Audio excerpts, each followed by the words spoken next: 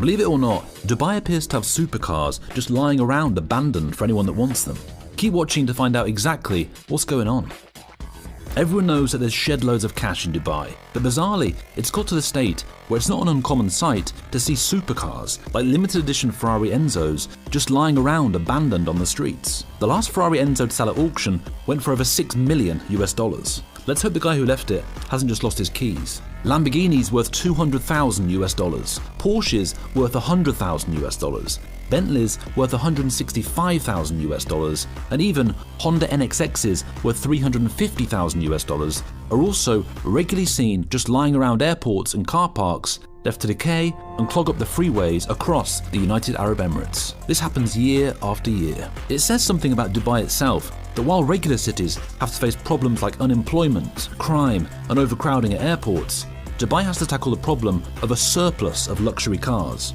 As crazy as it seems, it's become something of an epidemic that has made international headlines across the world. And we know what you're thinking. How can this be a real problem? Well, according to reports, 2,000 to 3,000 cars are abandoned in Dubai every year. 2,000 to 3,000. That's more cars than it takes to make a Fast and Furious movie. And they're simply discarded and left by their owners to gather dust and burn up under the scorching desert sun, which is a big problem. Money flows freely in Dubai, and the good life is cautiously encouraged. It's what the city's known for, and as a result, over 90% of Dubai's residents are foreign-born expats attracted by the perceived modern-day gold rush. But unfortunately for them, they still have to follow the local laws of Dubai, which is where the problems tend to start. Photos of Dubai's abandoned cars belonging to expats get dropped on the regular across social media. And anyone living in the real world would understandably find it weird that people have just left their supercars to waste away.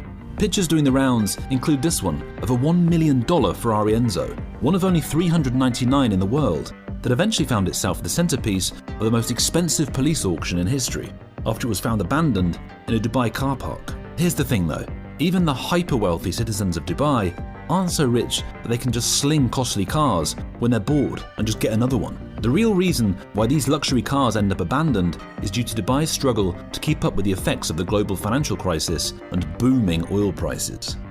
Energy prices globally are looking at a 50% price hike this year alone. Many expats travel to Dubai in the hopes of finding a high-flying job and living the good life. Once they begin to earn, they end up buying a lot of stuff, luxury cars being top of the shopping list. The expats take loans to buy these supercars, as loans are easily available but often end up in toxic debt, unable to return the loans due to high turnover rates in many jobs in Dubai. As a result, expats often decide that fleeing the country is a better option than staying and risking jail time in a foreign country.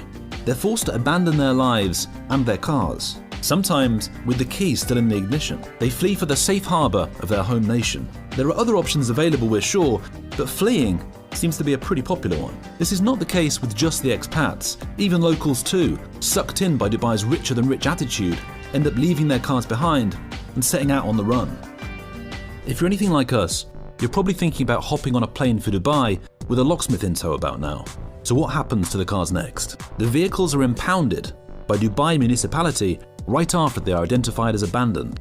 The vehicle owners also receive a notice period of 15 days for claiming their car. Later on, the car gets seized and the owner has 6 months to claim the car after clearing all the formalities. However, if no one claims in 6 months, these cars are sold in Dubai car auctions, and from what we hear, there are bargains to be had. Licensed car dealers often buy the abandoned cars from the auction and later sell them to interested buyers.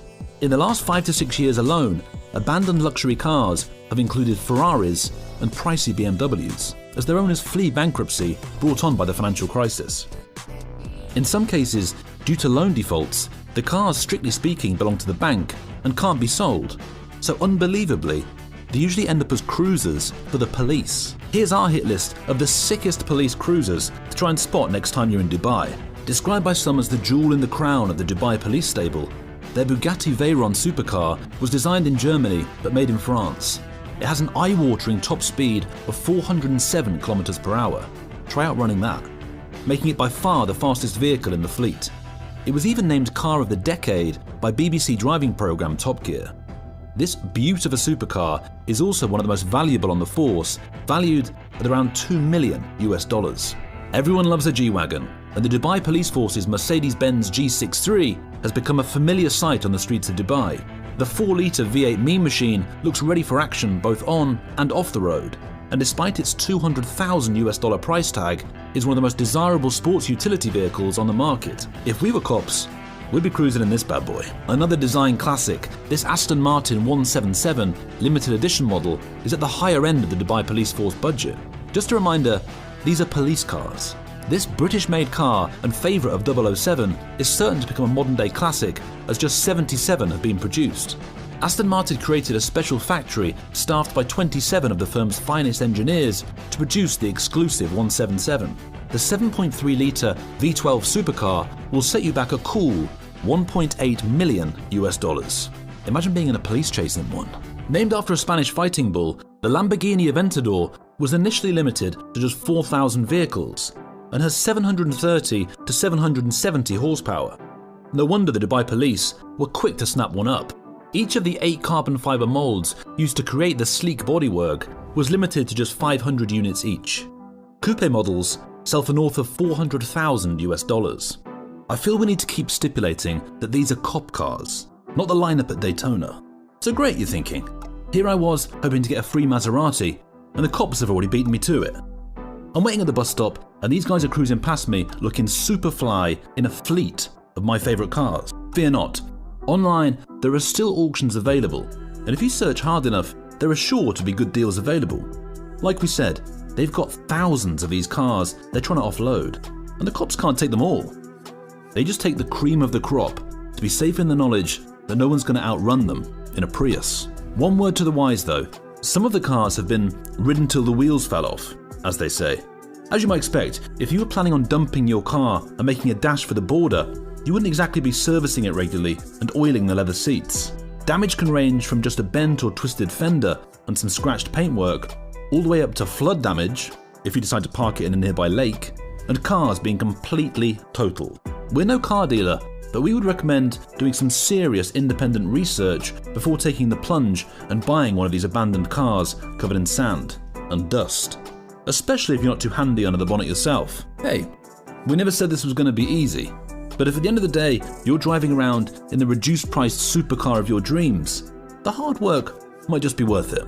A term that is often used at these kind of auctions is storied history, when describing a car, which we think translates as, who knows what this car has been up to? And you have no comeback if this thing falls apart after you've driven it out the loading bay. We're not giving any advice, but I think there's something to be said about buying from a dealer, or at least a second-hand seller who you can meet and kick the tyres with, and maybe call up for some advice if things go south.